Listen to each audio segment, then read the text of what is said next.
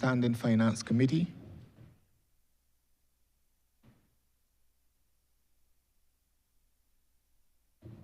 Honourable Member for St. Philip North. Thank you, Mr. Chairman. First of all, I too want to express my thank yous to the ministry.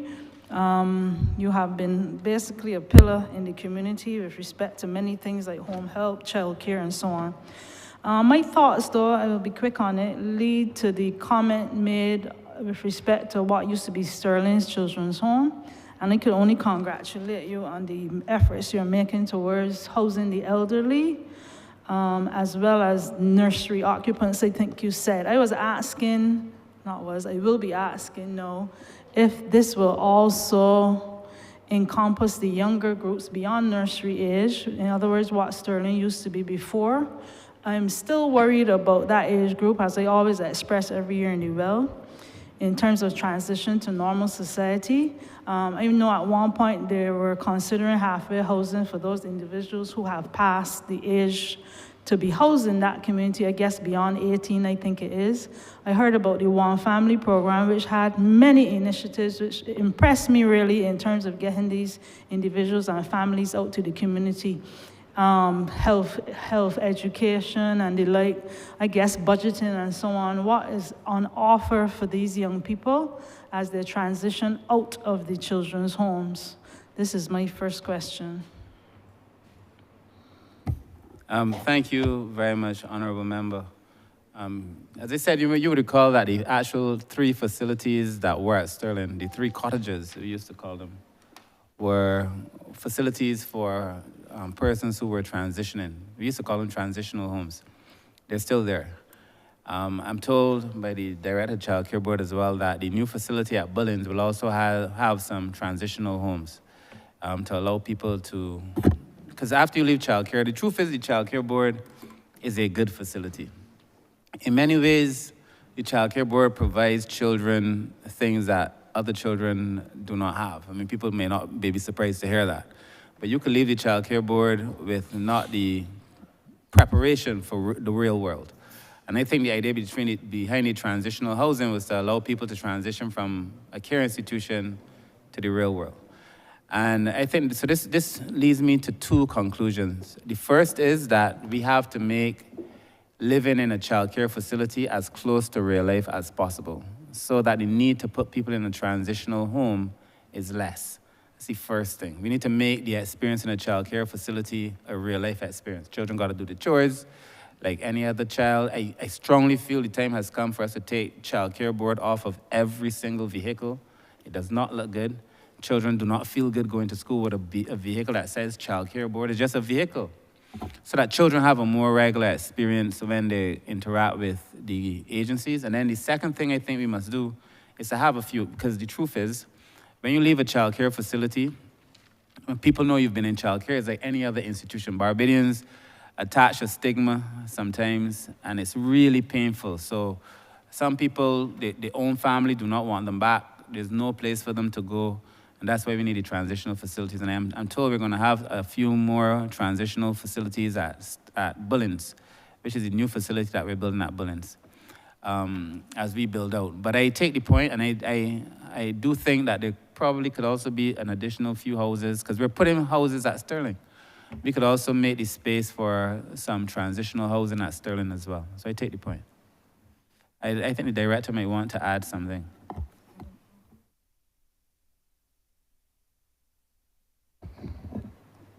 Good afternoon. My name is Roseanne Richards. I'm the director of the Child Care Board.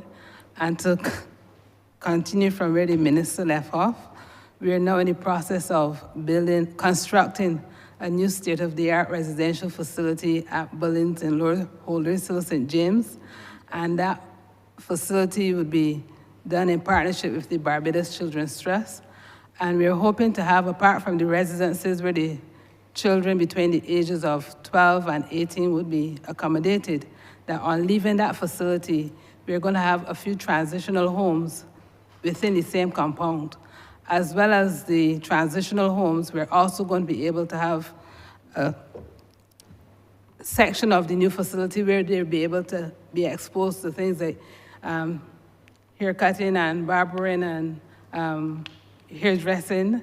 If they want to enter into the arts therapy program, doing things like nails and lashes, some of them will be exposed to that, and they will also be exposed to other skills in terms of preparing them for work in the tourism sector, as the facility will be very much in the areas associated with tourism in Barbados, which is on the West Coast. But for the most part, what we try to do before they get there is that we try to reunite the children with their families once they're approaching the age to graduate from our care. So that is still very much something that we continue to do as far as possible, especially where there are families that they can return to. Thank you very much for that, and it gives me a little more hope, because a lot of these, well, I shouldn't say a lot, I suspect, and they haven't done any formal research, that basically when young people have nowhere to go, nothing to do, no training, idle hands, and this is one of my worries, the cycle, whether it's more reliance on welfare if you don't have the training for the workplace, and it continues to be a cycle. You mentioned also at Sterling's housing the disabled. Congratulations on that. I am wondering as well, we have all heard over the last few years the Ministry of Health, ergo the hospital, complaining about those individuals who are considered young for care, that are not ill necessarily. We have the elderly for care and the young for care. Will your institution incorporate any of these individuals? They are badly in need of somewhere to go. Too young for the geriatric hospital, too disabled, if you want to say, for home. Will this incorporate any of those individuals? And with that, the last thing I think is, will your homes for the elderly also include daycare facilities for the elderly? Because I'm noticing that is I would say, increasing need in the community. I have quite a few individuals around me that do not want to, for a better word, commit their relatives, parents, and so on into the nursing homes, but would be appreciative of a daycare facility where they could just do the pickup coming home from work. In relation to the question on what you call the young for care persons, originally I wouldn't say that we were building out the facility for that purpose. I recognize though that there are a number of people who are falling between the cracks. They're not in the category. And as an MP, it happens, you know, you see somebody who is too young to get into geriatric hospital but desperately need a care. Our philosophical, ideological position in the ministry was that we have a system of care in place, and it varies. So if it's an old age in place. If it's a person with disability, the care in place, and so on. Which means that if a person is in need of care, the best solution is for us to be able to offer care in a family that they come from, and not to continuously build up facilities. Or we will create a system of institutions and facilities where the modern thinking is that it is best to have people in the household. So we spend a lot of time now working with families, asking them to, you know, take on their relatives or to care for their relatives. I think what we may have to look at is a level of support to families to be able to do that, to make sure that families can afford to care for their family. There are other countries in the world that have done it. Obviously, some that have a lot more means than we have, like the ones that was mentioned by the opposition leader, they have means. But there are many countries that have gone on to do something like that. It's something we should look at.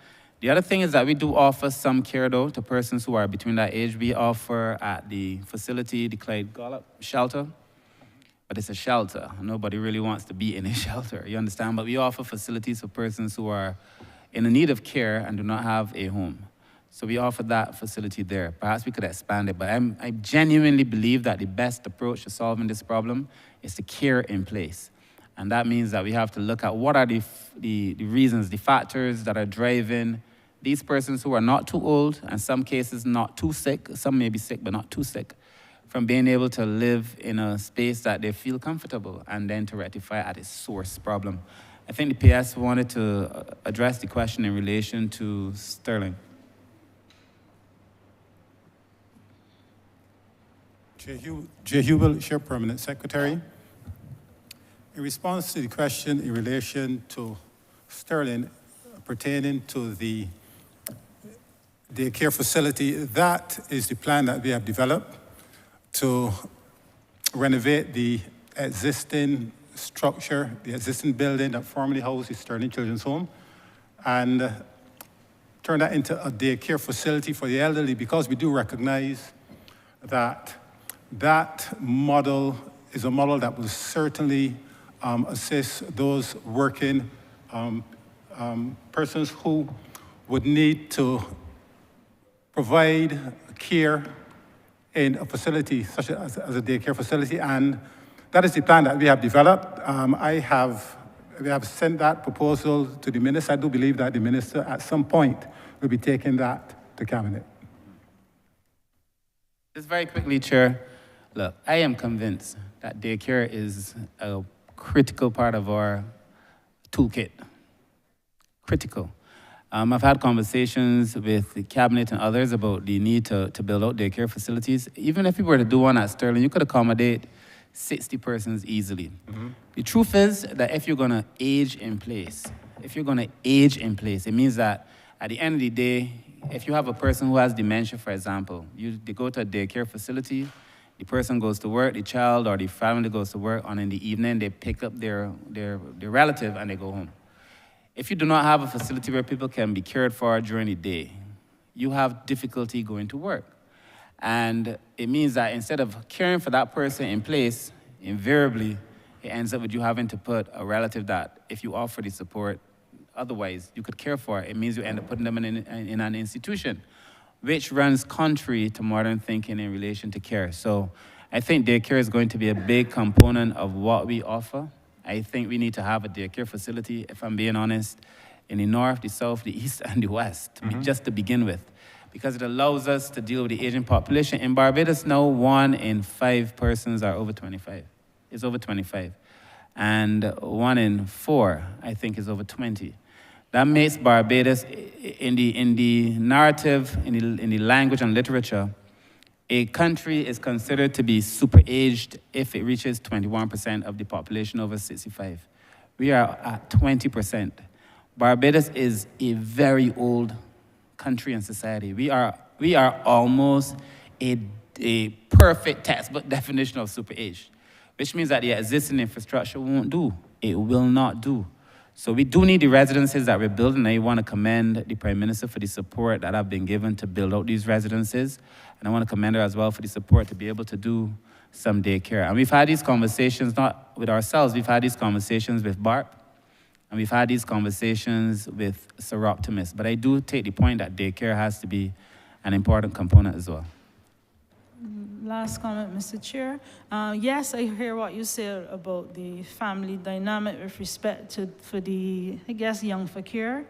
But the truth is my concern, and I have 1, 2, 3 too many, where when I started practice, the parents were probably 40, and 30 years later, they're now in their 70s, and they worry. I was working for a little while, yeah. They're now in their 70s, and the worry is where to put my disabled children, or not even disabled. I don't want to use the word disabled. They might not necessarily have started disabled. Some of them had accidents, can walk, so on. So that is a real concern within the community, and hopefully before I leave the world, I would like to see that addressed in Barbados. We spend a lot of time on the elderly, and they have the just time. But at the same time, we still have to remember that there are other members of the community that really need housing and help. I congratulate you on your home care program. The truth is, it's excellent, but maybe the thought will go through into, because really and truly, they spend a few minutes in a home and go. Sometimes people need a little more care, not medical, but a little more care and training in how to deal with Alzheimer's people and so on. So once again, I congratulate the ministry, and that is it from me. Thank you, Mr. Chair and Minister.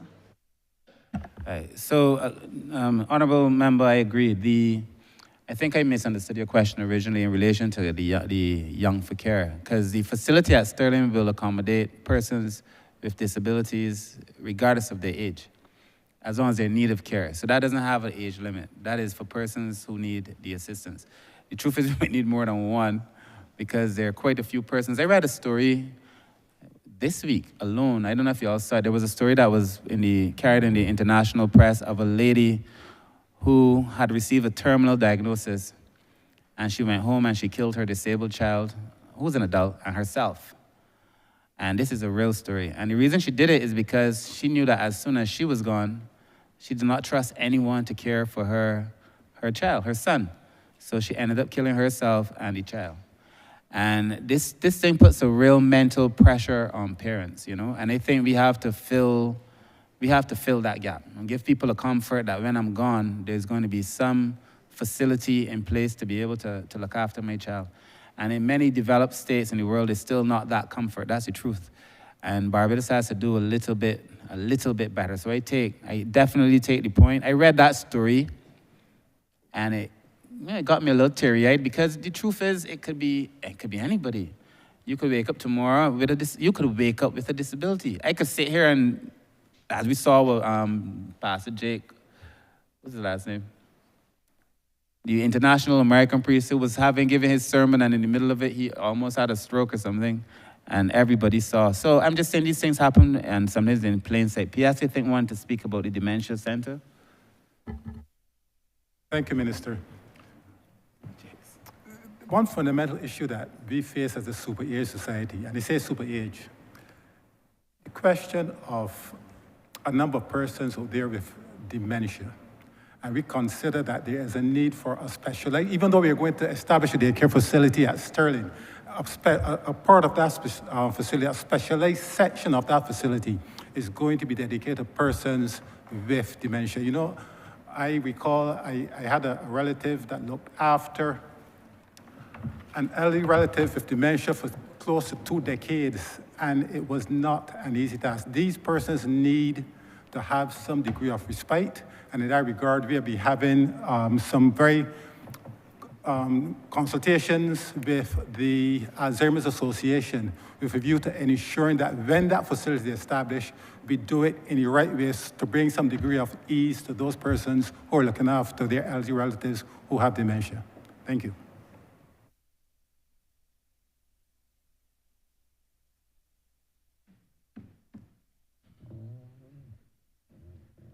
Thank you, Honourable Member for St. James South.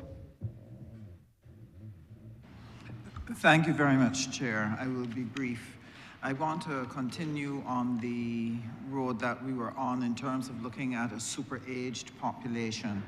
For me, what I see ahead of Barbados is an economic crisis actually arising from over this problem. Because as people get older and they retire, their income is decreased. They're unable to take care of their assets, like their homes, and so their homes fall into disrepair as the rising cost of living begins to affect them. Even middle-aged, middle-class seniors who in early retirement are comfortable will eventually find themselves in serious poverty. And without a doubt, we cannot house everyone. So my question is, are there any plans for collaborations between the Ministry of Housing, Finance, and so on to look at a program of renovation and repair of the homes of seniors and come to an arrangement with their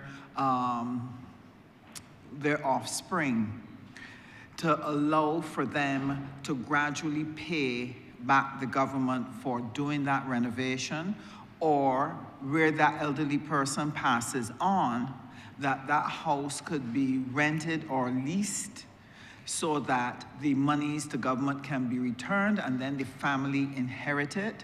I feel that there needs to be some program that is going to help. Otherwise, we're going to have a lot of real estate property in serious deterioration and be unable to use it when we have a shortage of housing. And added to that, I want to know if it is possible for your ministry to start looking at an education program to help people put in place proper arrangements for real estate planning and their old age. As well as we already have a number of families who never sorted out property and land and so on. And it goes way back several generations. And right now, at a legal level, it is difficult to unravel it. But I don't think that we can sit and allow that to continue. So will you all look at coming up with some program for education and working with the Attorney General's office to come up with being able to resolve some of those legal issues? Thanks, Honourable Member. So it would be nice. It would be nice to imagine a world where we could fix everybody's house. That's the truth. It would be nice to imagine that I could go in St. Michael South or you could go in St. James South and fix every old person's house. But to even begin, I wouldn't want anybody to believe that that's a promise we can make, because it becomes almost, when you start doing the math, and I've done the math, and I'll tell you why I did the math. When you start doing the math in relation to how much it would cost the state to be able to do it, it becomes almost like unbearable. One, that's just a blanket statement. Two, the other point we discussed was in relation to those who have properties, because there are many people who are asset rich and cash poor. To look at reverse mortgages. And I know a paper came to Cabinet in relation to reverse mortgages. It actually came to the ministry, and we supported the idea of a reverse mortgage to allow people to be able to do that. So that would take the burden off of the state in many cases, but yet get the same outcome that you are anticipating. Thirdly, I discussed a paper where we called it Mend a Mentor. And it is something that perhaps I should take back to the Cabinet, but it's just where we would offer, because I do it now at a constituency level, where I offer very basic repairs to the houses of the elderly. We clean the grass from around the house, we might do a paint job, we might change a window or two, but it makes a difference to the house. And it makes a difference to how the person feels about that house. And we normally spend maybe $1,500 the most. But the essence of that is not the state's responsibility. The essence of that is volunteerism and the family. So we ask the family to get involved, to be able to help do some of this work. You know what I would say here, Honourable Member? You know, there are many cases where you're doing something like this, where you're helping somebody's household. And there may be people in that household who refuse to help you help the household. So you might be going to clean up around the house, and people in the house refusing to help you clean around the house. Or we've had experiences where we were cleaning gutters in the constituency, and people who live close to the gutters refuse to help you clean the gutter. And I just think that there is a responsibility on all of us to be able to do the right thing for all of us. And therefore, I wouldn't want to commit the state, but that would be the three. And then fourthly, in relation to housing, there are many cases where housing, especially in state-owned houses, where housing have already gone forward and done significant repairs to a number of these facilities. We've had the good fortune of, when we make representation for elderly persons, that the government ministries have actually been fairly responsive. So yes, I would like to think we could do it. I wouldn't want to leave the country with the impression that it's something that we can afford to do. I don't think any country in the world can afford to do it. And then the other thing is, if you look at the percentage of our population that is now over 60, and the percentage of our population that will be over 60 in the next 10 years, at this rate, we can anticipate 50% of Barbados. It means that we're committing to repairing the houses for 50% of Barbados. It becomes a reality that we wouldn't be able to fulfill. But I do take the point that it cannot be left as it is. So 1, reverse mortgages. 2, small and simple repairs. 3, the state agencies currently responsible for housing responding where necessary. And 4, family members and community members stepping up and doing what families are supposed to do. The other area of overstretched resources that your ministry faces is the issue of the demand on your welfare officers. And I know that you're doing rearrangements, I know you're trying to get more people and so on, but my question is, going forward, what will be put in place to be able to periodically give welfare officers a break from hearing negative demands all day long? Because emotionally and mentally, it will wear them out and wear them down, and the quality of service is actually going to diminish.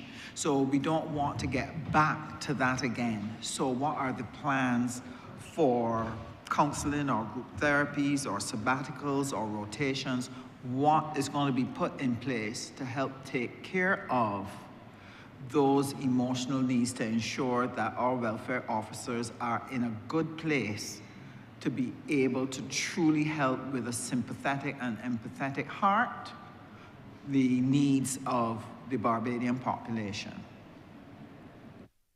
I will let the Chief Welfare Officer Acton deal with that question, but suffice it to say that this has also engaged the attention of Cabinet. And we had determined, as part of the amalgamation exercise, in terms of what we offer to the staff at welfare and the staff at childcare and the staff at the NAB, because a lot of these social workers are under severe pressure. And that's the truth. The pressure that comes to bear on a social work agency, and I want to thank you, Minister, for asking the question and for the empathy shown, because there are many people who do not appreciate what social workers have to go through. I do clinic, as most of us do, on a Wednesday.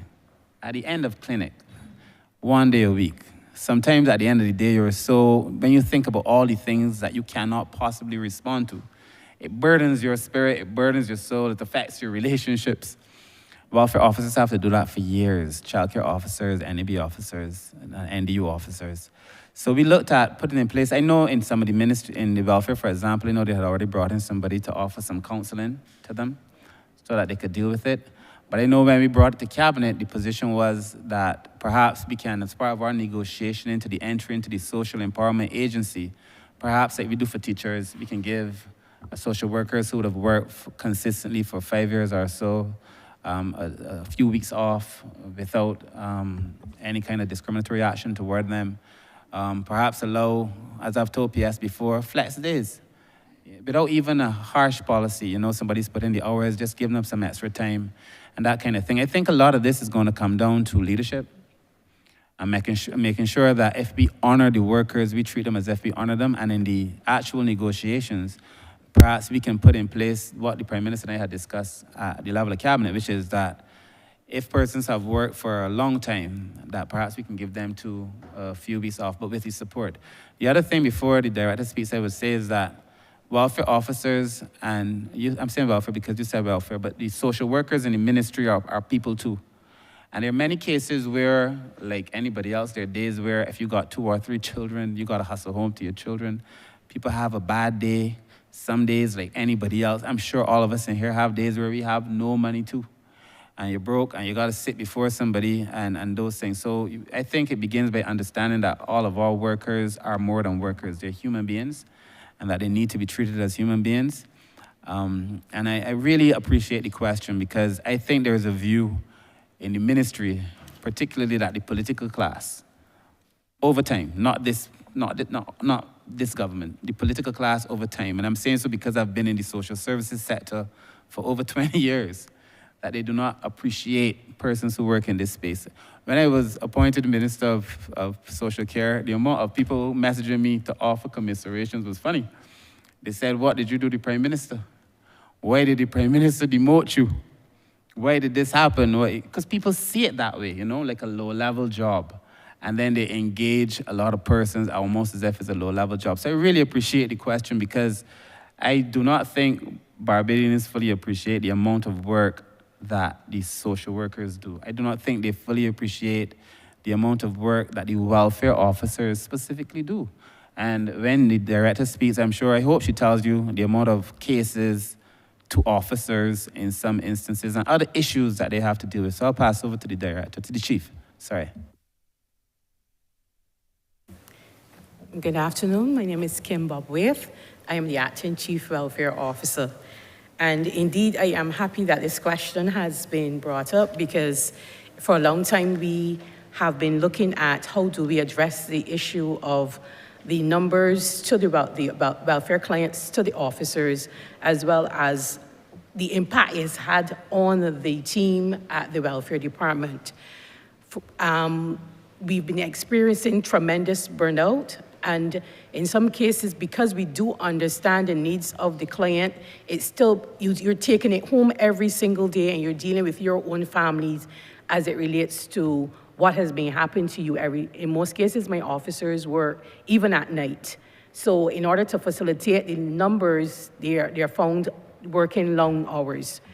We've looked at things and we want that is embraced in the new amalgamated entity, things like flexi days, mental health days, where the agency is able to recognize where an officer has been going some time, and invariably because you are engaged in helping individuals, you yourself might not recognize there's a need for you yourself to take some time, so that be available for the individuals as well. Long leave being one, somewhat like how the teachers receive that leave after a point in time, you're given that time as it relates to it. And a lot of self-care. How do you treat to self-care in terms of the individuals? Right now, we are engaging with the Association of Social Work Association, and their conference this year deals with self-care. And we've encouraged our staff members, the social workers, please get on board in terms of attending that conference, because we know it would argue well for them in terms of the information not only they receive, but the activities that they would be engaged in order to help them care for themselves as they seek to address the needs of the country.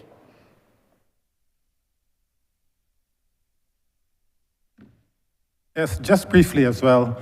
You know, during one of the many meetings we had with the staff as we prepare for the amalgamation of these 4 entities, there was a particular meeting at the LESC Conference Center with the social workers in the various entities.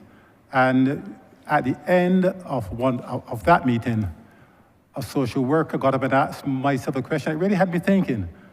After we have put in so much emotional effort during the day looking after the many clients that we deal with on a daily basis, who looks after us? And the new social empowerment agency, we are actually going to create a post of human resources officer, and a lot of the attention of that office is going to be just simply focused on the wellness of the social workers. Because the social workers now will have increased duties in terms of, instead of focusing exclusively, let's say, on the child, on a person with disability, and an elderly person, they're actually going to be providing a holistic service in terms of treating to the actual household, the actual family, instead of that, a narrow focus on a particular vulnerable person. Thank you.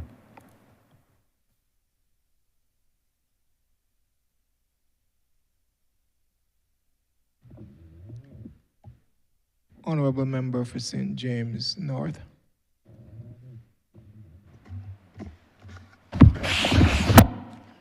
Thank you, Mr. Chair.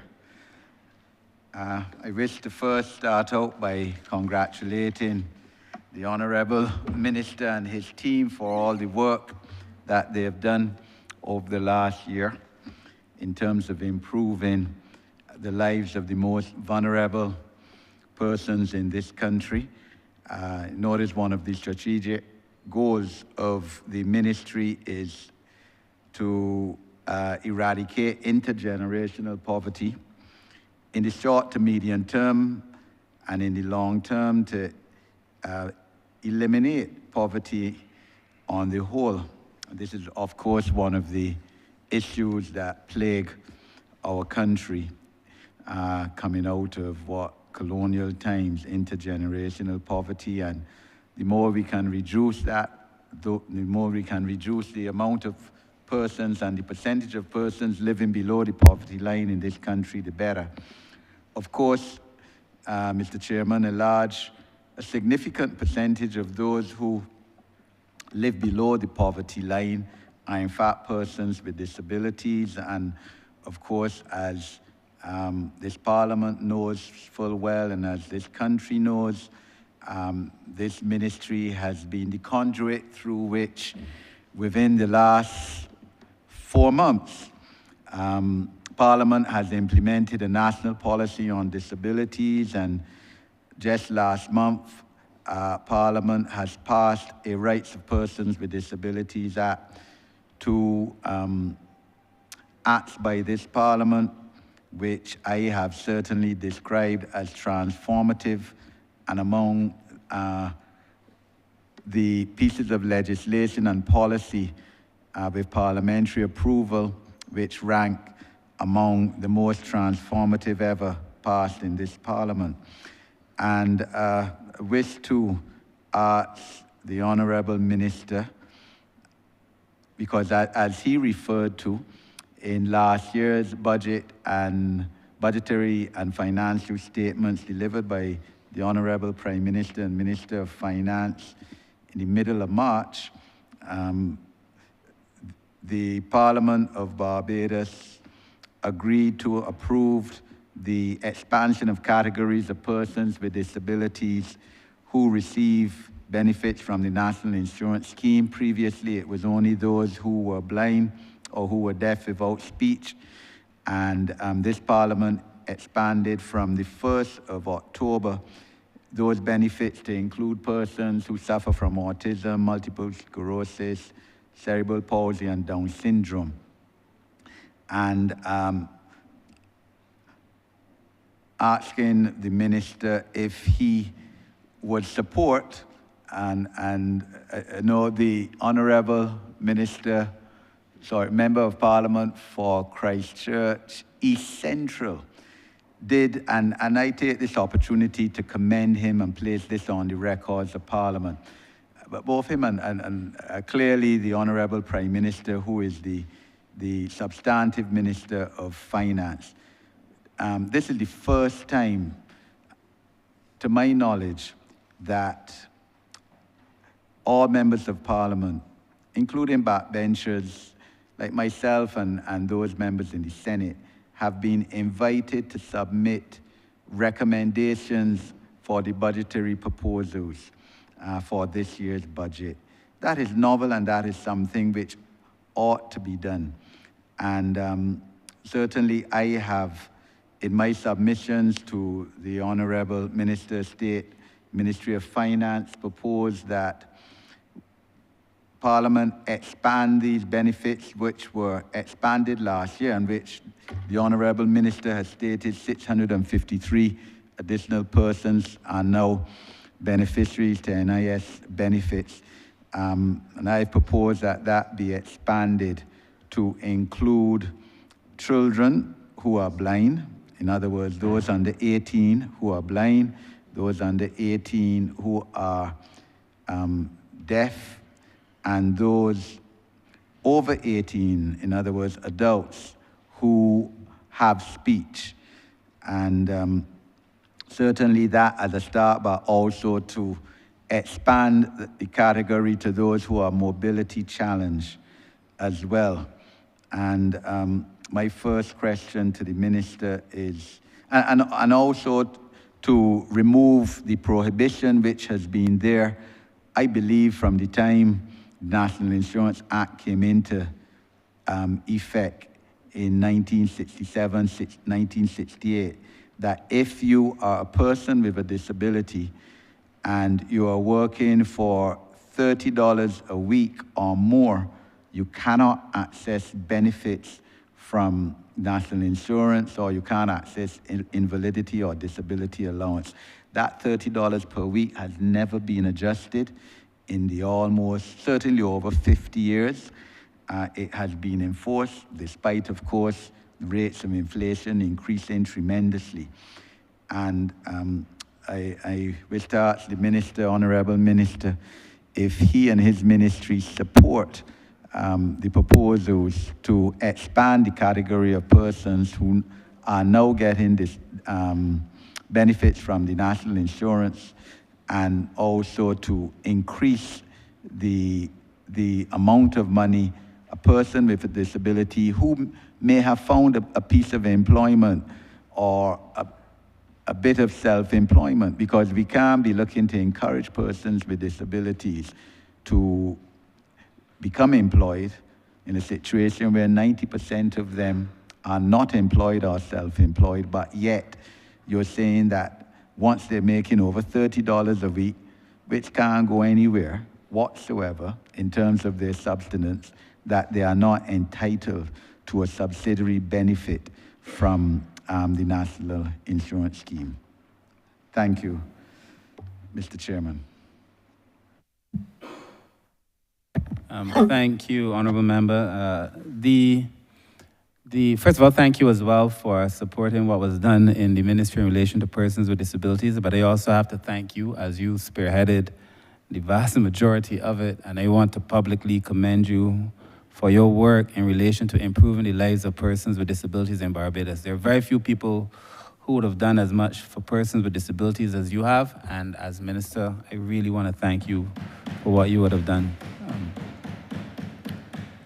In relation to your two questions, in relation to the first, the categories that we expanded, as you rightly stated, were cerebral, that we included, that were previously not included, were cerebral palsy, Down syndrome, multiple sclerosis, and autism. And that added a number of persons to the list and were able to benefit from government support that weren't getting government support before. And I know that they're thankful because we've had meetings with the community. I think when the Prime Minister spoke, the Prime Minister said these categories, because these are the categories that we gave to the Prime Minister and these are the conversations that we had. But the Prime Minister's intention was always clear. The Prime Minister had intended for persons who were not able to function as Minister of Finance, for persons who were not able to function because of their disability, to be able to benefit from government support. And we had listed these four, but it was always the intention to support persons with disabilities who would be unable to function because of that disability. And the unfortunate reality has been that there have been some disabilities, some without name, that have made it impossible for people, for children, adults sometimes, to be able to function. But because they were not among these four, they were not able to benefit. So you have persons whose disability may leave them at home, a person whose parents is not able to work because they have to take care of the child, but they're not one of these four.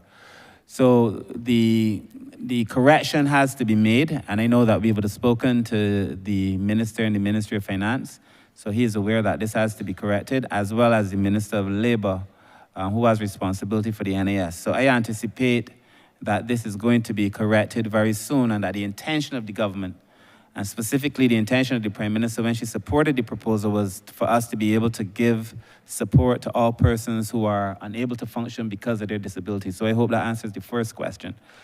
In relation to the second question, that has always bothered me. A few nights ago, there was a program on the radio with persons with disabilities. And one of the things that they spoke of as being their personal reality is if they were to attempt to go and get a job, immediately they're cut. They're cut almost immediately. If you go and you do a job and you're paid 1 day's salary, and NAS receives the information that you've been paid 1 day's salary, you're cut. So persons with disabilities have often chosen not to work a short-term job that could supplement the limited income that they get, because in so doing, they are affected by their long-term governmental support. Now that is obviously discriminatory, and that is obviously not the intention, and it should not be the policy of a forward-thinking administration. As a consequence, again, we would have had the conversation about correcting that. The minister responsible for labor has told me that in the new work that he's bringing to this to this parliament very soon, it is actually going to correct that. And it would allow persons with disabilities to also be able to work to a point. Because the idea is that if you're making enough money from a job, then you would not need the government support. But however they've, in conversations with us, however we frame it, it is going to be to take out that discrimination that is currently very much alive in the legislation. So beyond just supporting you, Honourable Member, we are working actively to remedy what is a wrong that I'm sure nobody wants to see perpetuated over time.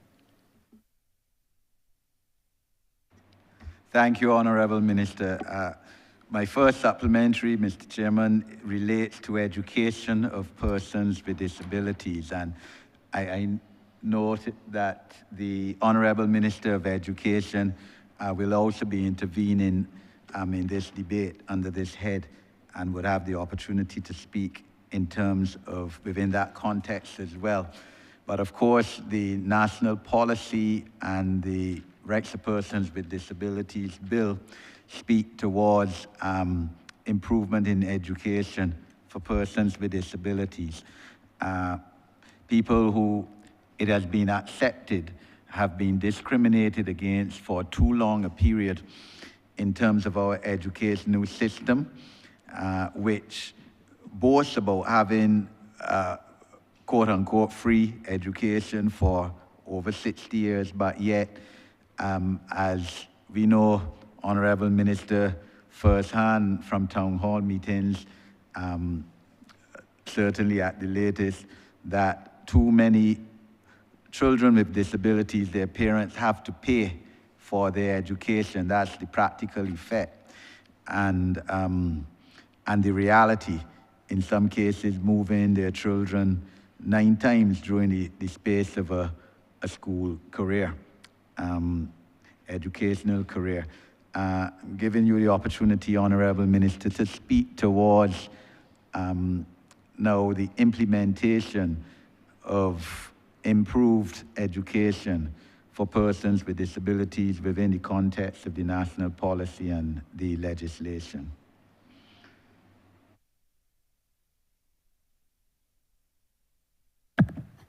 Honourable Member, you and I would have sat through several sessions of the advisory committee where almost every single evening where we had these sessions, a parent of a child with disability would come and speak about the experiences in the educational system, some going back eons.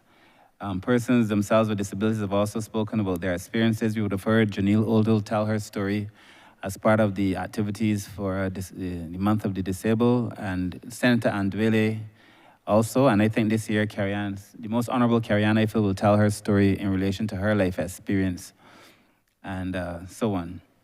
And almost without end and without question, it is always a case of the school environment was not necessarily the best. There's some experiences that were better than others and some that were not as good.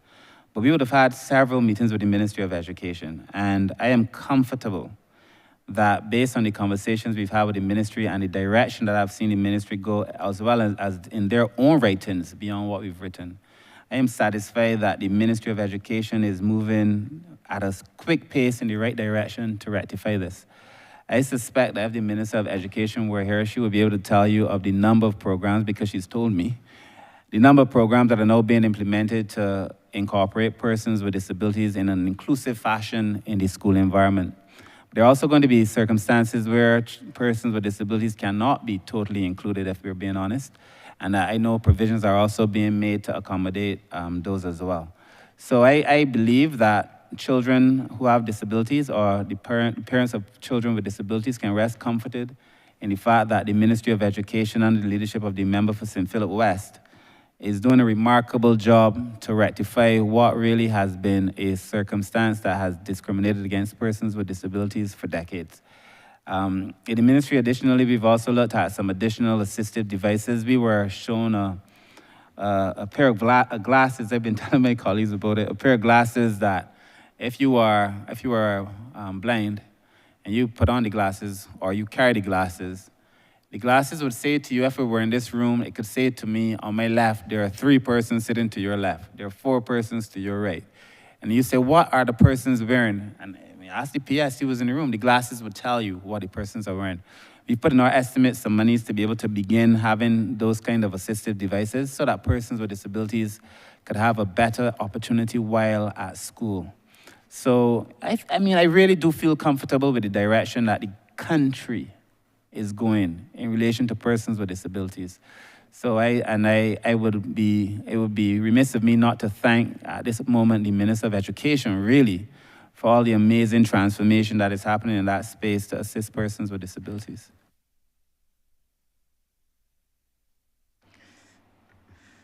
Thank you, Honourable Minister. My further supplementary, Mr. Chairman, relates to employment of persons with disabilities. And Honourable Minister, both you and I would have been party, as well, particularly you, to a hard decision taken, admitting that we as a country are not yet ready for a quota system for employment of persons with disabilities in either the private or public sector.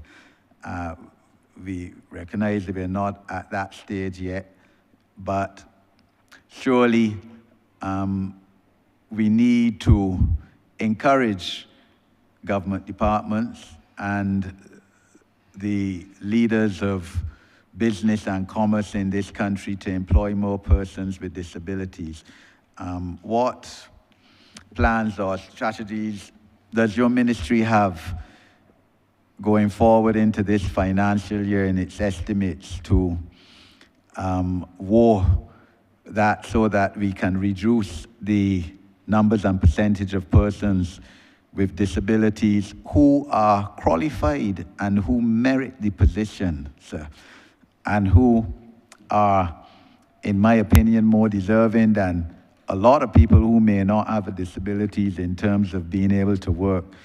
Because, and I was struck, Mr. Chairman, when I spoke in the debate on the Rights of Persons with Disabilities bill, when I mentioned that persons with disabilities who are given an opportunity to work perform very well, and the employers say so publicly. And I made the context that one of the reasons for that, they're so grateful to get a job.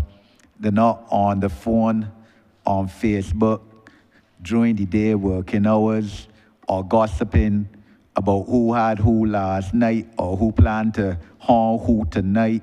They're doing the work. And what strategies do we have in these estimates, Honourable Minister, to try to create strategies and programs to increase employment rate among persons with disabilities? Thank you.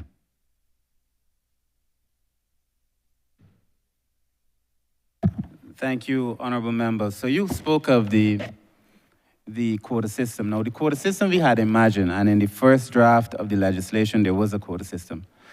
We had anticipated that a percentage of the private sector's employees should be persons with disabilities. And we had an even larger percentage for the public service.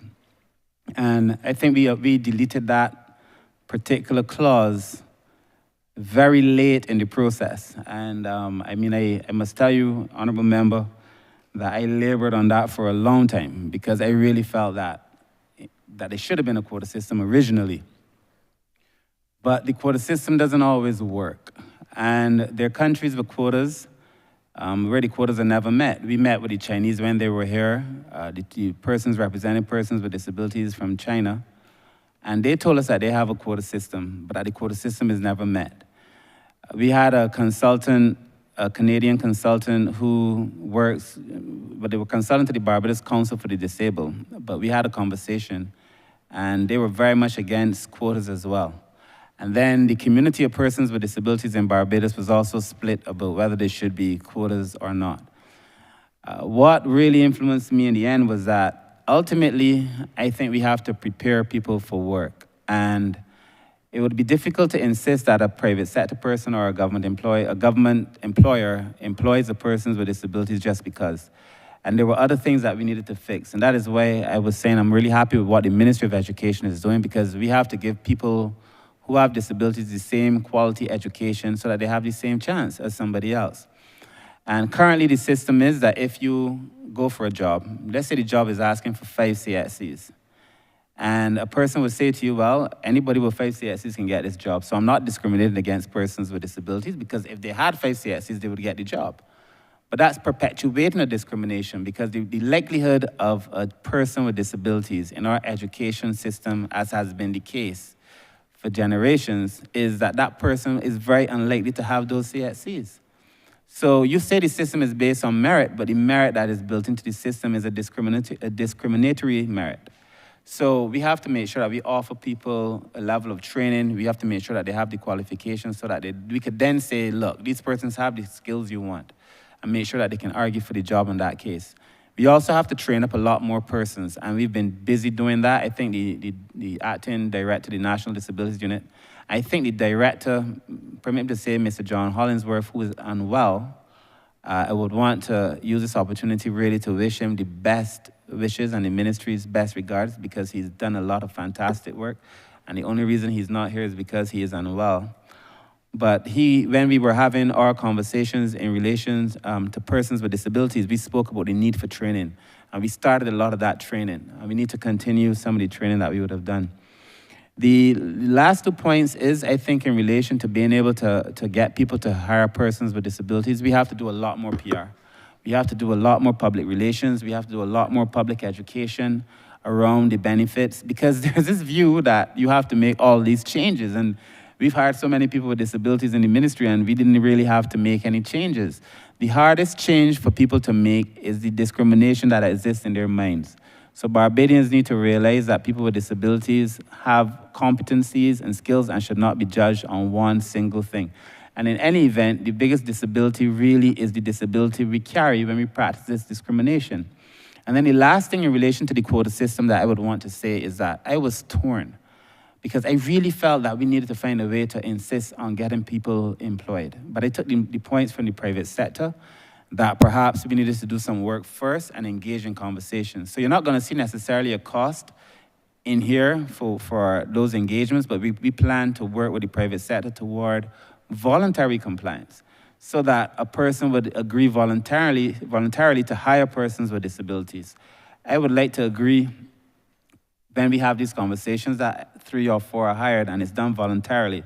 If we were to force it in the legislation based on where we were, I think we would have got malicious compliance. And malicious compliance is not really compliance, and it would not give us what we wanted. You may get a case where we say 2, and 2 is all they hire, as opposed to 10, and so on. So I think we have to really build from the ground up. I must also take this opportunity to thank the private sector associations, because they've come to the meetings, they've put forward their ideas, they've never been contentious, they have never been disagreeable, even where we disagreed. And I really want to thank the associations, all of them, because we've been able to do wonderful work with their support in that context. I would ask the acting director, Mr. Nurse, to speak perhaps to some things that are happening at the NDU that I think will foster greater relationships between persons with disabilities and the labor space. Good afternoon. We're Nurse, Acting Director, National Disabilities Unit. We at the National Disabilities Unit, one of our goals is to remove the barriers to social inclusion. And one of these barriers to social inclusion is employment. So as the Right Minister said, Minister Inkson, so what we are looking to do is to provide the training for persons with disabilities to put them in a position that they could then advance into work. So we have programs running like the Sign Language program. We have Flower Project, Work Experience program. So our plans for this year, though, we're going to continue working with the Ministry of Education with their artificial intelligence program, where persons with disabilities can get the chance to work in the area of cybersecurity and so on. Now, we had some reviews of persons who were actually involved in such programs, and some of them are still working, and they enjoy the experience and so on. We're also going to continue to work with the Ministry of Labor in their Job Start program, once again looking for employment for persons, training on employment. Now, what we plan to do at the NDU, we want to introduce the Mangrove Agricultural Project, which will train persons with disabilities in food crop production. And we have entered into preliminary discussions with the Ministry of Agriculture. So you see, we're looking to involve other ministries and help us along as well. We plan to construct this sheltered workshop to teach persons with disabilities vocational skills. For example, the small engine repairs to wheelchairs.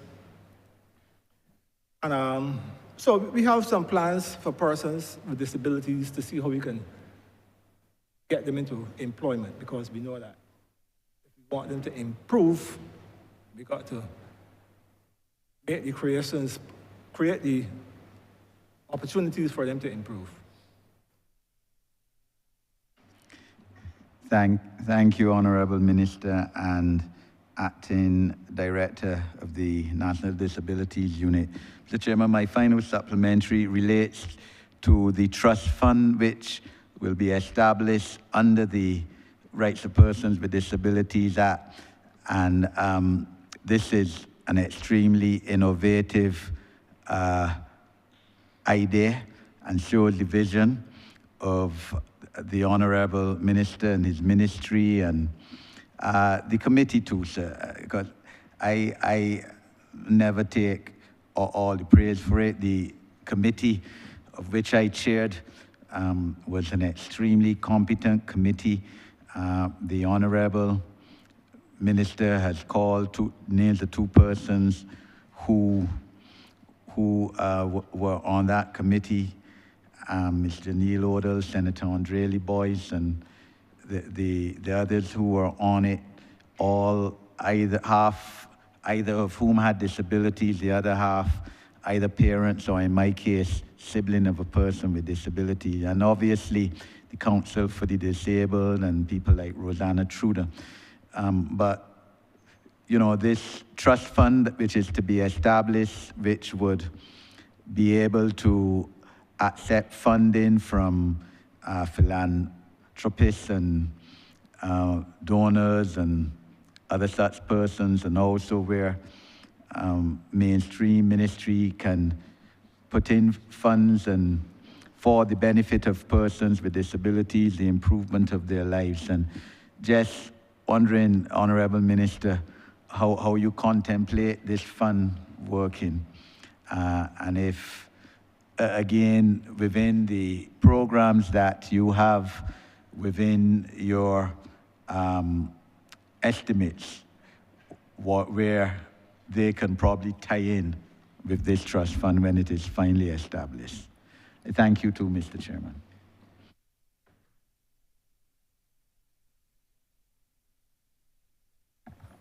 Thank you, Honourable Members. So as you know, the NDU is going to be part of the Social Empowerment Agency. So the funds that are assigned to the Social Empowerment Agency will be the funds that cover, in these estimates, that will be the funds that cover any operation for the Social Empowerment Agency, which would also include the funds that would be necessary to finance the various committees that we anticipate we're going to have to form, either at the SEA, Social Empowerment Agency, specifically through child protection or through the Rights of Persons with Disabilities Bill. So you're just going to see a lump sum of funds. You're not going to see the breakdown because it's a board. But in relation to the actual administration of the fund, the Act permits at Section 84 for the establishment of the fund. And it says that the sources of the fund shall comprise income generated by investment made by the trustees, because we have to appoint trustees, any other donations from international, regional, and local donors.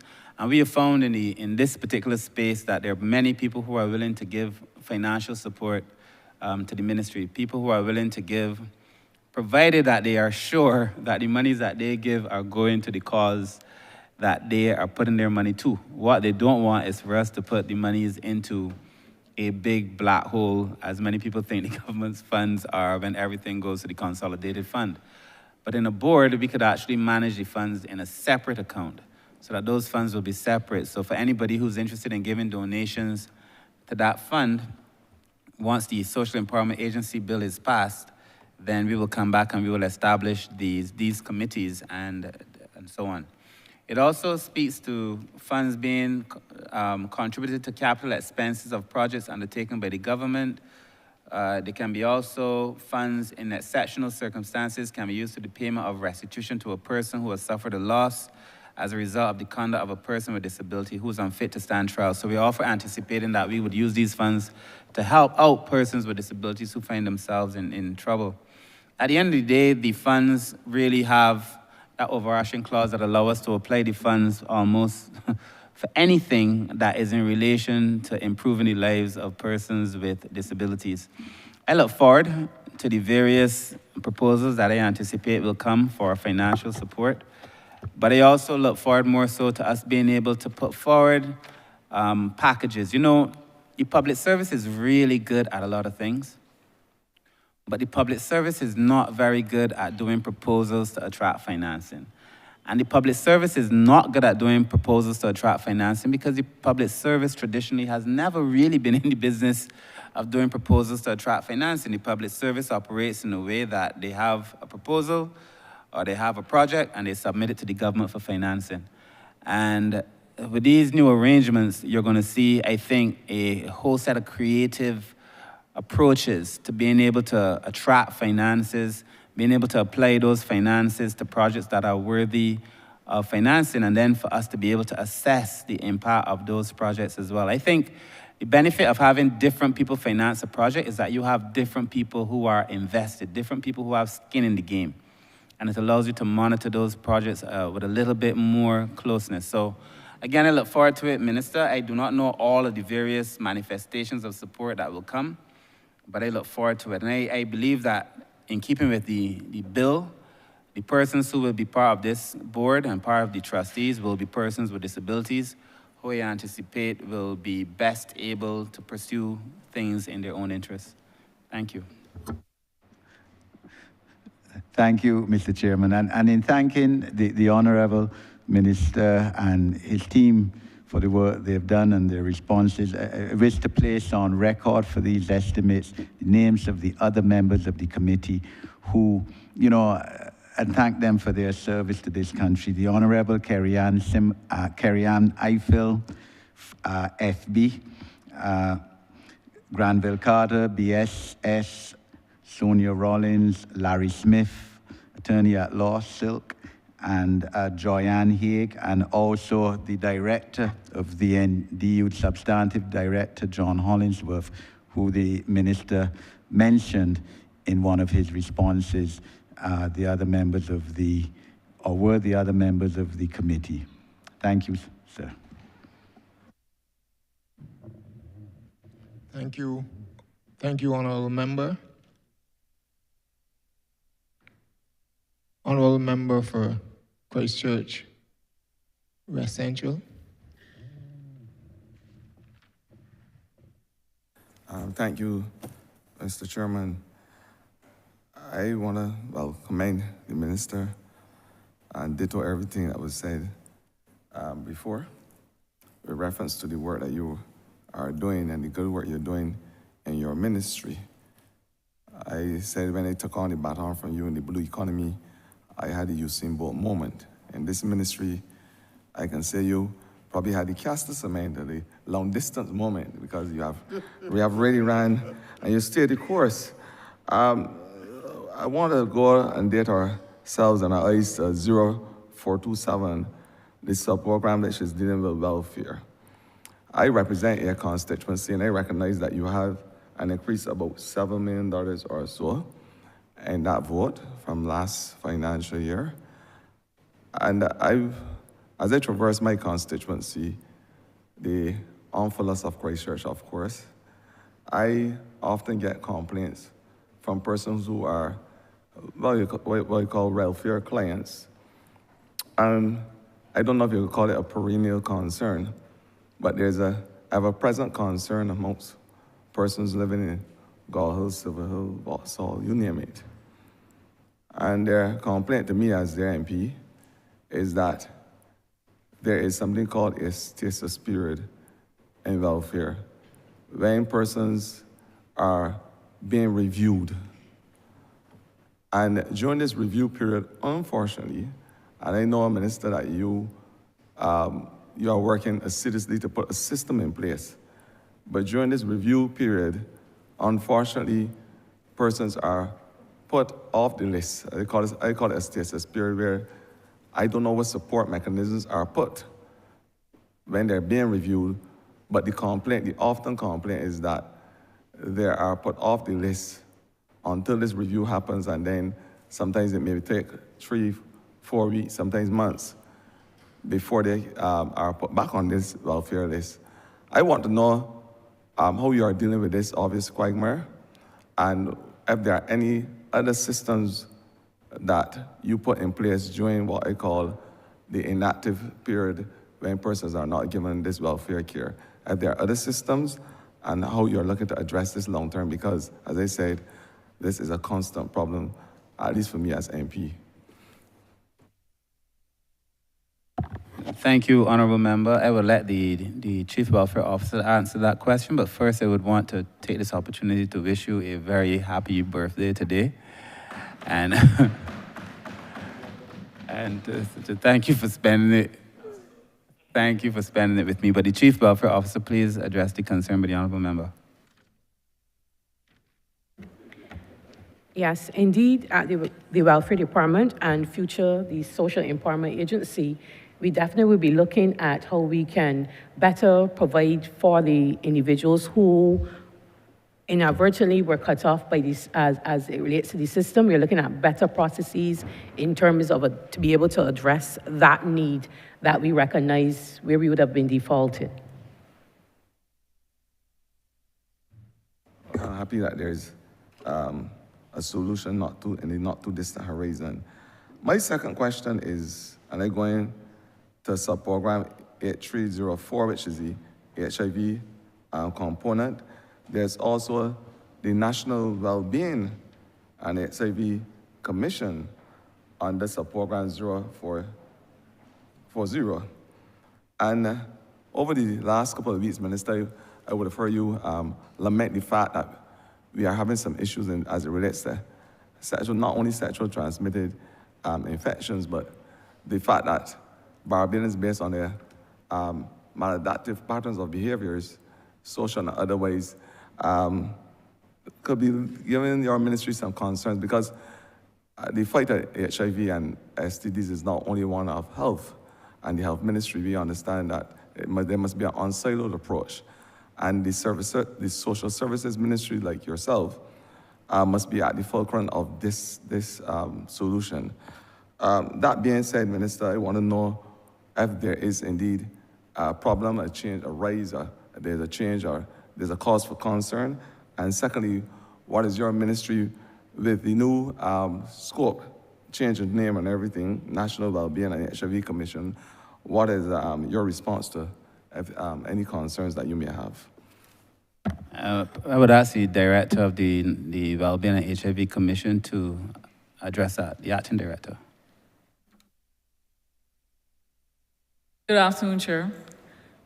Lynn Armstrong, Acting Director, National Wellbeing and HIV Commission.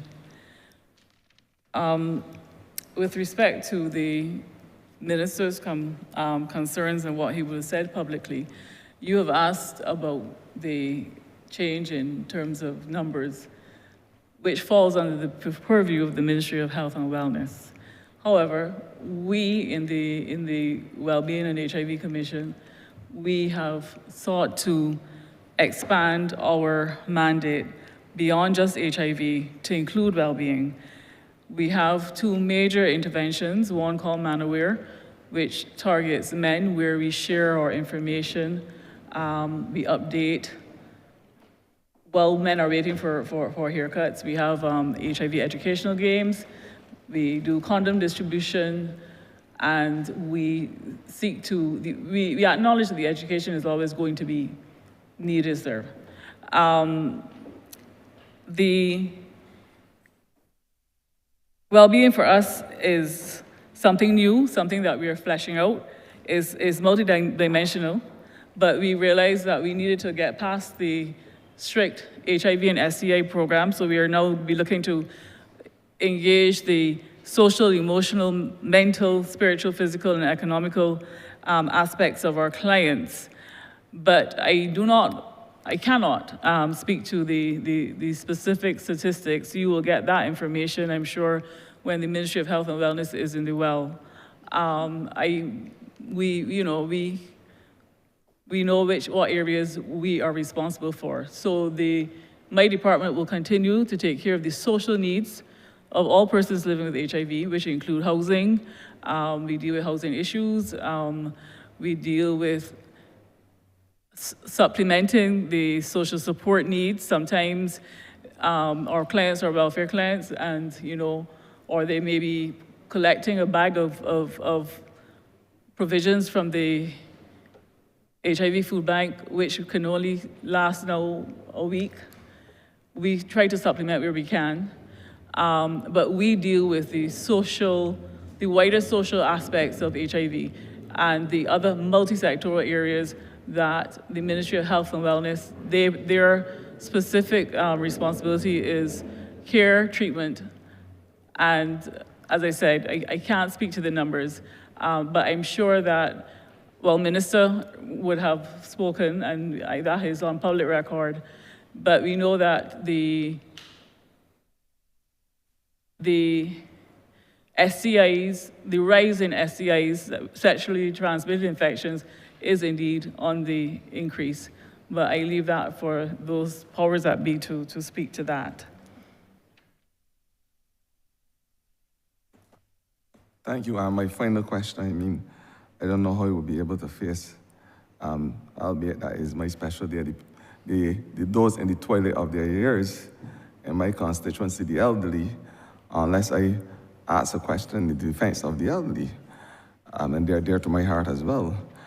0595, Elder Affairs. I see, Minister, and I want to thank you for the innovation and the scope, because you have put over $1.5 million or so to be able to help those who are enjoying those very, very, very, very important toilet moments. There is a phenomenon that is creeping up in Barbados, unfortunately so, and it will always get the angst from me as Minister of Environment, National Beautification. And this phenomenon is what I term granny dumping, where persons leave their elderly, their loved ones, persons under their care at the hospital and other facilities. I am saying that this is something that should be frowned upon by every single Barbadian. And I know your ministry has been speaking out against this type of behavior. I want to know what we are doing from your ministry's perspective to combat this, as I said, this new unfortunate phenomenon in Barbados. And whether it is from the area of legislation or social intervention, whatever you are doing, and to speak about it, because I think that is something that we need to have a conversation in Barbados about. It is not something that we want to recognize as who we are as a people. And I always want to give you the opportunity to speak about this unfortunate phenomenon.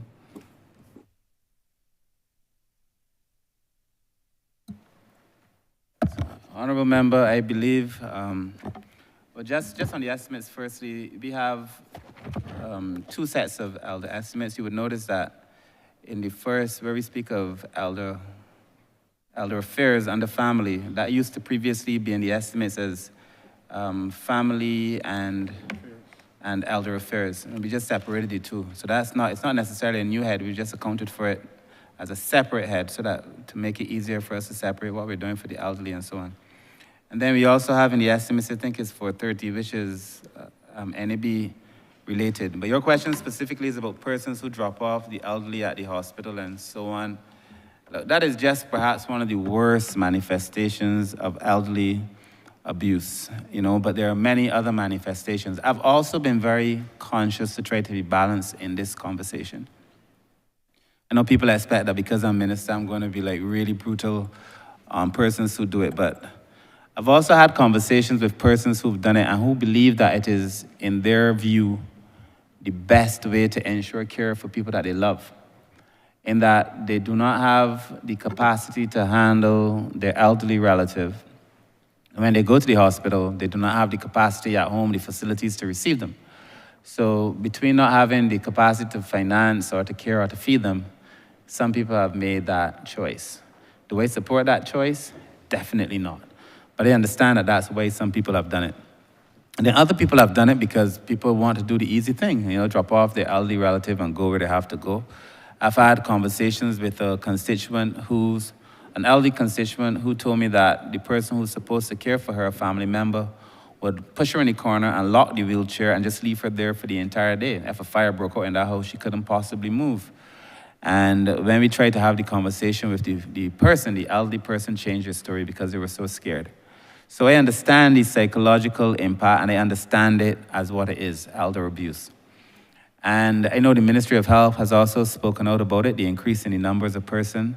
That is why I think we have to be holistic. I think the daycare component that we are proposing is going to be vital to allow people to do that, but also moving some of those persons into some of the residences that we're going to be constructing. The cost of caring for a person in the hospital, I don't have the statistics, but I do know that it is significantly more expensive than if we were to house them in a facility like the ones we imagine at Sterling. So on the one hand, I do not want it to happen, and we have to work with the families to make sure it doesn't happen. I think we also have to look at how pensions are assigned. In the case of non-contributory pensions, you can stop that because that's the government's contribution. But when a person has their own pension, like a personal pension, contributory pension, you can't just stop it. And a lot of family members, you will be surprised to see that when an elderly person is suffering, you can hardly find a family member to take care of that elderly person. When the person dies or is being close to transitioning, then so many persons show up to fight for that pension. Many persons take access to the pension and do not even care for the elderly person. But the legislation that we currently have on the books do not allow us to do anything about that. And I think the new legislation allows us to at least have a bit more involvement in that. The other thing that we were trying to address, which is very similar, is the power of attorney, whether it's lasting power of attorney or otherwise, and how people are able to distribute their assets. And we now have a draft bill. I think we sent it back out for further consultation in relation to how people are able to assign their assets. Because as it stands now, if you have a power of attorney and then you lose cognitive capacity, the power of attorney becomes null and void. And so we have to find a way, I don't know if null and void is the accurate legal language, but it's no longer applicable. And we have to find a way to look after persons in those circumstances. So it is a very complex situation, Minister. I do take the point, though, that when persons are dropped at the hospital, it does not apply itself well to the way Barbadians consider their values. And so it is something that we're seeking to address. As I said, through the consultations, through the increasing the number of elderly residences that we've constructed, and also by looking at how we apply pensions and incomes that come in as a consequence. Because you can't tell me you drop off your elderly relative at the hospital and expect to still be drawing the person's pension in its entirety to do for all of your own fine dining and other things. And that is something that we're seeking to address. And just to close by saying that I know that modesty is your middle name, and you at some point in time will be able to tell Barbadians about the plans that we have to have these elderly facilities across the land for Barbados in due order. Thank you.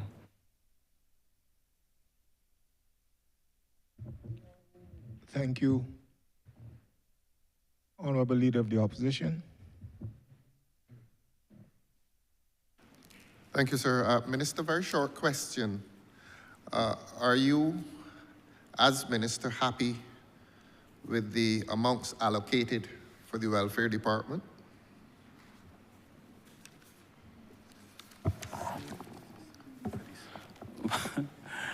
I don't remember there are no amounts allocated for the Welfare Department, these estimates. There's an amount allocated for the Social Empowerment Agency. So I cannot honestly answer that question. All right. Within the amounts allocated to the agency, the department that is traditionally known for making contributions to individuals, I assume that there will be an amount allocated in that way.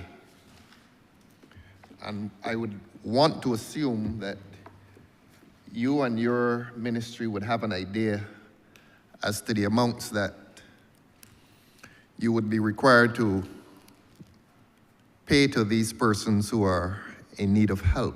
I would assume that you and your ministry would have such a figure.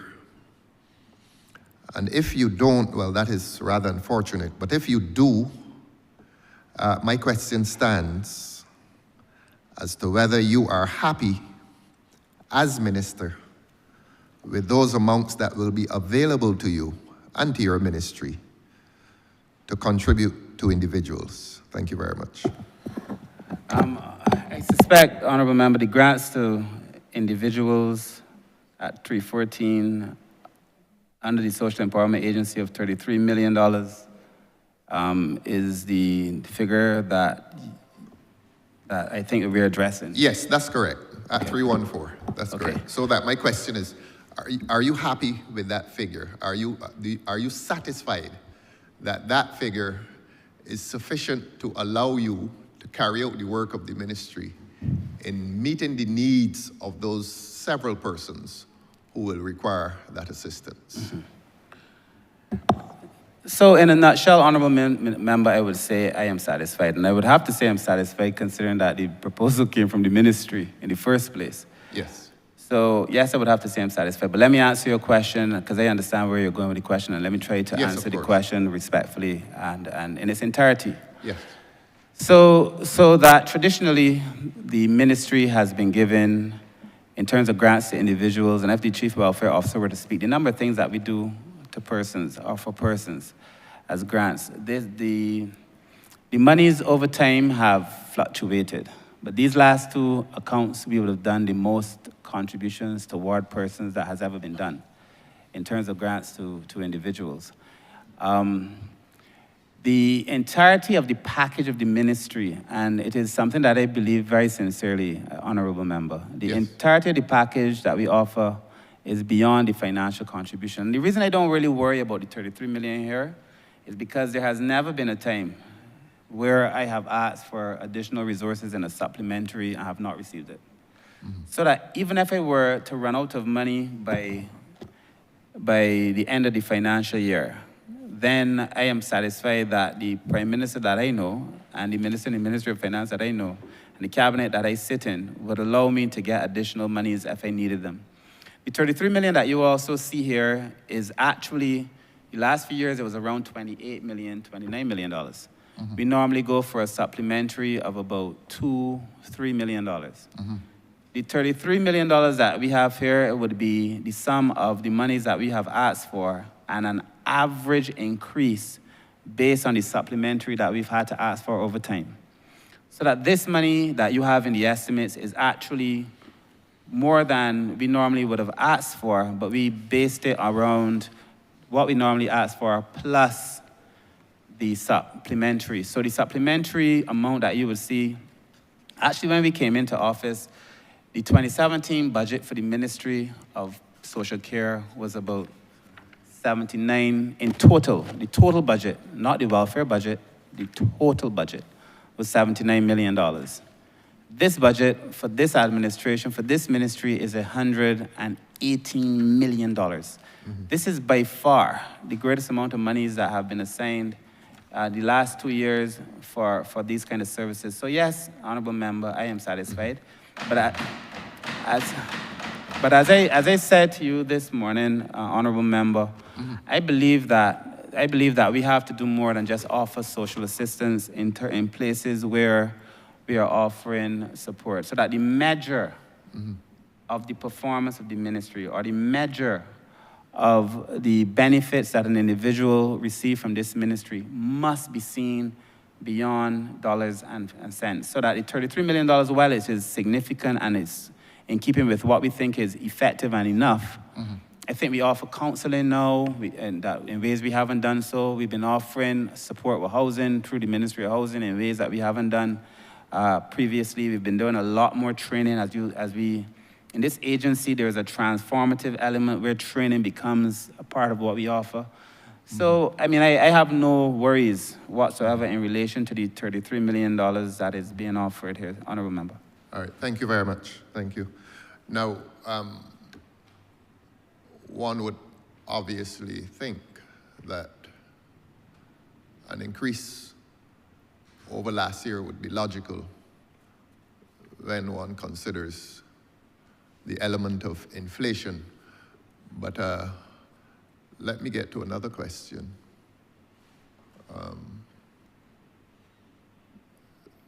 Last year, and you did take the historical approach, so let us stay with that historical approach.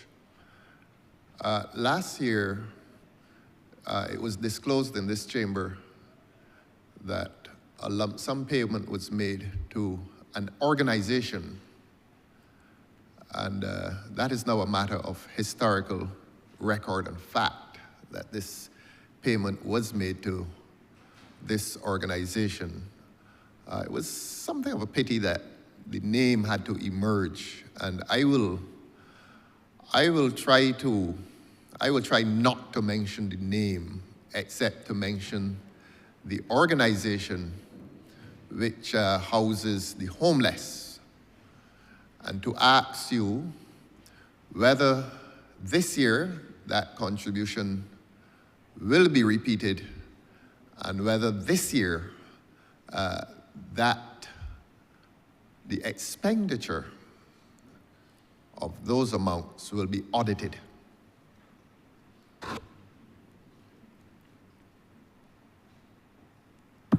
Thank you, Honourable Member. The monies that were assigned to the Alliance to End Homelessness, I mean, there's nothing to hide. We assigned last year $500,000. Yes. My position was last year, and my position is exactly the same. In fact, my position is reinforced by the results of this year. Because last year it was more of an experiment, but in the sense that... It was more of an experiment. Because in the sense that we would not have done it. We would not have known the results. We had a position... In the sense, no, I'm not hearing you. In the sense that you would not have done it? In the sense that it would be the first time. Yes, yes. So now I'm in a position to say to you with clarity and certainty that having... Because what we did was that the position on homelessness is that you would have seen, people say there's been an increase in homelessness. We measured, because we did a study on the number of persons to be homeless. There was a concern in Barbados that there was an increase in homelessness, particularly during the day. The Alliance to End Homelessness, we had 3 proposals before us, not from different persons. In the ministry, we came up with different ideas. We were thinking of creating a center ourselves to be able to house persons who were homeless. And a number of persons in Barbados who are homeless are the transient poor, people who are homeless temporarily because of some condition. But a number of persons who are homeless have other issues. They need mental help, they're on drugs, there are a number of issues. And when we started looking at the numbers, to set up a government agency, to be able to manage that, as it does for almost any government agency, pushed us in the millions of dollars. When we had the conversations about how could we handle homelessness, the Alliance to End Homelessness has, I think, about 60 beds during the day. Because the Alliance was closed during the day, it was easier for us to ask persons to be able to use that facility during the day. And then they also provided additional nursing care, so persons were getting assistance with nursing, they were getting assistance with medical care, treatment, and so on. That was the part of the package. So that if we were to try to offer that service as the government alone, we could not have done it. I've already said in this place last year, I'm saying it again this year, fundamentally my philosophical, personal position is that the government has to be able to do some of these things through the agencies that do this work. The only question I think that would be of real value is, has the government received, 1, reports on what has been occurring there? And then the second question, which is your question, is, are we prepared to audit for the spending? And yes, we've received the report, so we have no concern with the reports. We've also visited, and we had no issues. Obviously, there are things in any relationship that you would want to be improved. Those are minor things, but we were working on the relationship. And then, yes, to answer your question, in these estimates, we put in, I think, a sum of $200,000 for us to be able to audit. For us to be able to audit the NGOs, particularly the NGOs that receive the larger sums of funds from the government. And when that audit is done, there's no intention of making it a secret. And I have said publicly, in fact, I introduced the idea of the audit before, and I said that the audit is to ensure that the things that we set out to do are done, and that we can report to the people of Barbados what has been done. And in cases where things are done that were not supposed to be done, then for us to make the necessary corrective action. So, Honourable Member, to answer your question, yes, the same sum of funds are available, and yes, we've put in place monies to audit. Thank you very much.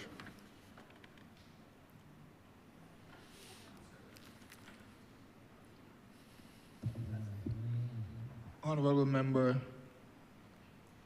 for Christchurch West. Thank you very much, Mr. Chairman, and thank you for giving me the opportunity to come back and rejoin after having to to postpone my other two questions as I was dealing with urgent matters as relates to other things for the government. I wanted to ask you, Minister, I remember from other estimates debates, we all signal how much of an impact the companion program with the care of the elderly has had on the people of Barbados. And I also know, I don't know if it was mentioned before when I was out of the room, but I also know that you said very clearly in your opening statements that we are an aging population. And therefore, we had not prepared appropriately for managing an aging population. And I do accept that this is not an absolute solution, but it is making a dent in terms of assisting those who are getting on in years and having, if nothing else, a companion to assist them and help them do one or two things around the house. And what I was asking is, how has your program continued to succeed? And are there any plans to expand it? Because obviously, if we have that aging population, and if we have a program that has been successful, then obviously the next thing was, if it's working, look to see what you can do to improve it. If there's any plans to expand, or what other means are you looking to improve the program? I would ask before I speak, I would ask the Deputy Director of the National Assistance Board, Ms. Hamilton, to address the program so you could get some details on the program, and then I will speak in relation to our plans going forward. Good afternoon, Chair. I am Teresa Hamilton, Assistant Director, Acting National Assistance Board. What I want to say is that the Community Elder Care Program enhances the home care program. The Community Elder Care Program has 420 workers with 867 recipients. Home care has 1,347 recipients with 144 workers. Obviously, a ratio of 1 to 9, which should ideally be a ratio of 1 to 4.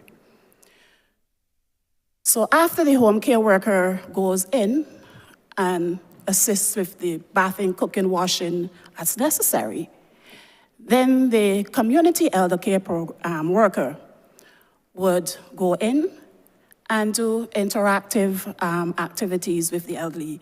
And as such, that keeps them entertained. They read the Bible, they sing, interact with them so that prolongs, that gives that elderly person a sense of companionship, that when the home care worker leaves, that there will be that continuation of service.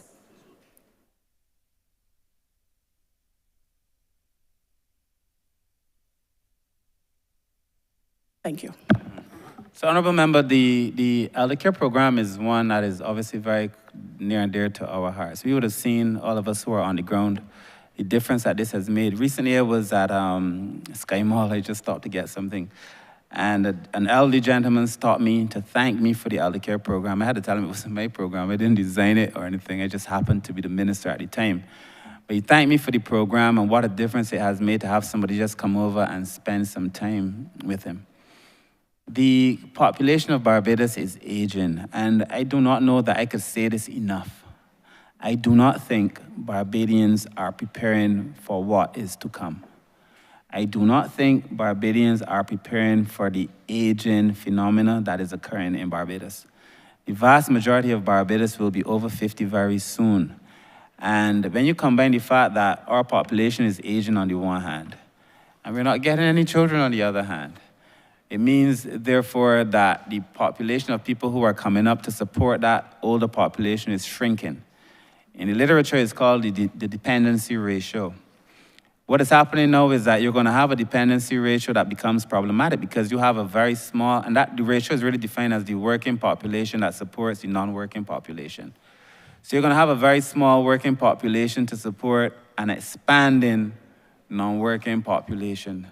that is going to be problematic. And at the same time, you still have to manage the few children that are coming along. So that is going to mean that the cost of care is going to become extremely difficult. So yes, we need to have more companions over time, I think, but I also think that we have to ask persons, particularly now while they can, just watch what you eat, try to exercise, even for myself, get some rest, do the things now that you're younger that would allow you to age without becoming ill. The problem is that a lot of Barbadians, the question isn't that Barbados is the oldest society one of the oldest societies that's becoming the issue. It is that Barbados is one of the oldest and unhealthiest populations. So that in Japan, for example, and it's changing in Japan now too, but in Japan, for example, the population is older than the Barbadian population, but they're healthier because of the way they ate, because of the fact that they exercise, and more importantly, because of the social relations that they have. So we have to be able to tell persons, eat properly, exercise a bit more. I mean, I've always been very honest about my health. I just tested my blood pressure the other day for the first time in my life, and the numbers didn't make me smile.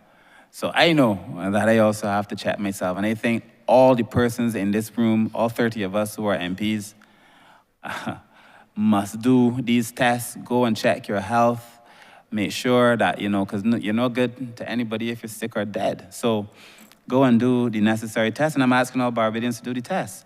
And then in relation to the elder care program, I think it is a case where we need to have more elder care support for sure because of the aging dilemma that we have. But I also think family members have to do something. Again, if the National Assistance Board Director were to speak, she would tell you there were cases where we send our staff to houses. And there was a video. And let me say this. I saw a video from one of our staff members recently on social media in which the staff member was saying that she's not a maid or something like that. I can't remember the exact wording. And she's not a nurse and she's not here to do this. And people thought I was going to be upset, but I was not upset. In fact, I support her 100%. We don't send some of these workers there to do the things that people are asking them to do, especially in cases where you go to a house. There are family members in the house who refuse to have any kind of care responsibility for their elderly relative because an officer from the National Assistance Board is visiting. And that is not right. So if we send you there to cook or to clean or to help, it doesn't mean that every single responsibility of the household, while healthy persons are in the household, fall upon the National Assistance Board workers. And I support, of course, it's probably not the best way to do it, but I support the workers because at the end of the day, people have to be treated, regardless of the profession, with dignity. The elder care workers have to be treated with dignity and with respect. The home care workers, the same. The social care workers, the same. We had situations where people set dogs on child care officers. People don't know the reality. People set dogs on child care officers when they go there. People threaten the welfare officers with violence when they come to their houses and so on. We do this at a risk. The officers do this at a great risk to their health. And, I don't think that we want to be the kind of government that would allow that. So yes, of course we need to have more people, but I also think people also have to stand up and take responsibility and take charge of the persons who have blood relations or other social relations. Thank you, Minister. As clearly, I guess a statement that you obviously know, but the Barbadian population is taking on the characteristics of a first world nation. But of course, the Barbados population is taking on the characteristics of a first world nation, but without first world resources. And that is the problem that we're having to face. My final question, Minister, has to do with an ad I believe I saw in the press at one point where your ministry put out that you were looking for people to rent properties and you were prepared to offer, I think, 3 times the deposit to encourage people to do that. And I believe it's something that I would have encouraged you even before, from your predecessor's time, to take on, because I thought the biggest impediment to finding places for people to rent when you needed them was that landlords often say that government takes long to pay, and it's difficult, I had to wait long to get paid and so on. So I was just asking what success have you had getting places to rent bearing in mind that you are looking to rent properties at a time when lots of people are taking their properties out of the rental market and actually putting them into new phenomena, as we call the shared accommodation, Airbnb, HomeAway, VRBO, and those, which has meant that the apartment market on the whole across Barbados has been reduced. So therefore, access to rental properties is reduced or now coming at a premium. And so with that, and working against that additional tide, I was wondering what success have you had with that? Because obviously you have that difficulty in looking to find rental properties for people as required. Well, I would like the director, the head of the resilience unit, Mr. Andrew Pollard, start the question, and then the PS will add. Good afternoon, Andrew Pollard, Resilience and Reintegration Unit. I like the point you ended with there, Minister. The success we've been having is that, or rather let me say, what contributes to our success in having landlords is that we are more or less recycling landlords. And contributory to that is the provision of, or the provision of the houses for persons who are in accommodation for Hurricane Elsa and such, like persons who have experienced fire and that sort of thing. So once the houses are prepared for them, then we are able to quickly recycle. I should say that we have about 65 landlords who are more or less committed to work with us. Actually, there are some who refuse clients otherwise just so that they could work with us. And I think that is, I think kudos must go to the staff in the Resilience and Reintegration Unit, because they're social workers. So we not only provide temporary accommodation, but we provide it with feeling and with emotion.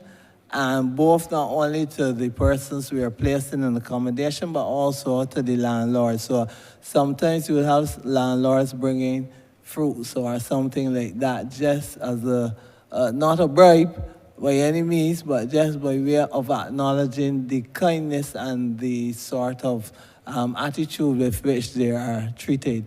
So I would say that generally we are having good success, not in terms necessarily of new landlords, but particularly in terms of retaining landlords. And that we found also too that word of mouth is important for us. So landlords encourage other persons to come on board with us.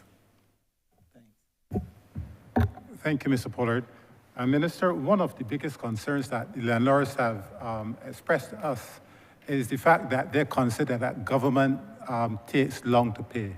And we have assured the landlords that we are working with that doesn't apply to the situation here. Indeed, over the last year or so, we have significantly increased the speed at which we make payments, and that has counted for quite a bit.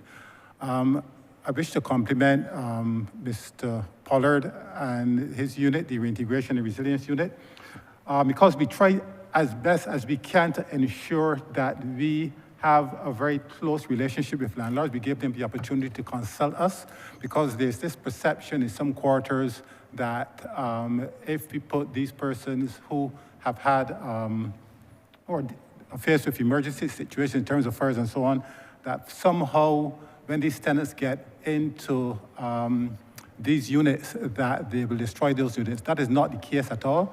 And I wish to take this opportunity to say to those landlords who may be listening to this discussion, that the ministry makes a payment of 3 months along with a security deposit. And we ensure that payment is made within a period of 2 weeks to 30 days. We try to, obviously there are 1 or 2 persons that would have fallen through the cracks, but generally speaking, the payments are made on a very timely basis. Thank you.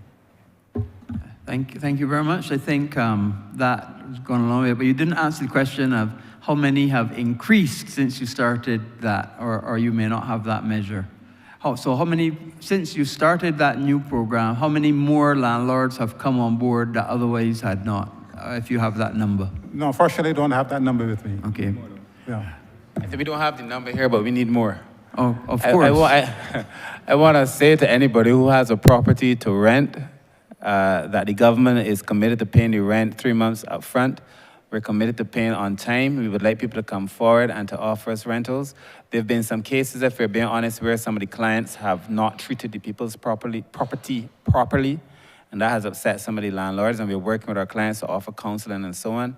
But we want to encourage landlords to come forward and to give them the assurance that we will pay them up front and on time, so that they can be certain that they wouldn't have to have any financial difficulties as a result of the relationship with us. So if you have a property for rent, please come forward and rent it to the government of Barbados. Thank you.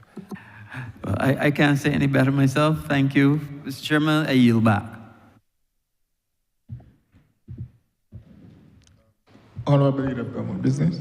Chair, I beg to move that you do now report progress to His Honour the Speaker and beg leave to sit again. I'm sorry that you've done that. I don't think the 6 hours have expired. So, We're what's the break? breaking. Oh, okay, thank you very Pay much. attention.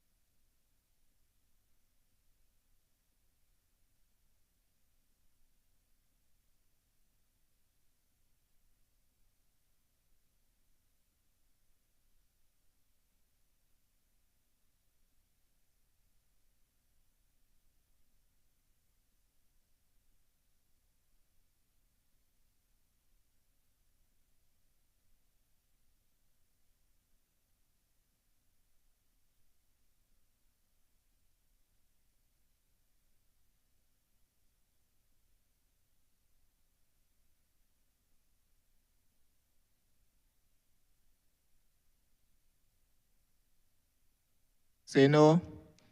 Methinks the ayes have it.